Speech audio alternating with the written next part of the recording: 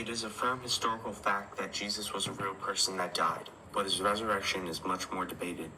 One of the strongest pieces of evidence for Jesus' resurrection is the fact that the apostles were willing to be tortured, skinned alive, crucified, stoned, and eventually killed in the most brutal ways possible, all while still proclaiming that Christ rose from the dead.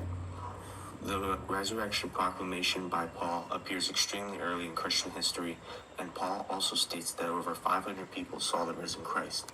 He actively challenges the skeptics of the time in his writings by saying, paraphrased, that you can try and find these eyewitnesses and they will make the claim and sincerely believe that Jesus rose from the dead. This proves Paul wasn't just making numbers up, but had grounded truths behind them. Also, Paul was originally hostile towards Christians, and James, Jesus' brother, along with all the other brothers of Jesus, were skeptical of his claims, yet they both converted when they saw the risen Jesus. We still have not found a tomb with Jesus laying in it, and the first discoverers of the empty tomb were women, which were culturally lower class than men at the time. Skeptics' arguments, such as the disciples were hallucinating or that the body was stolen, are incredibly weak and have terrible foundations which they are built upon.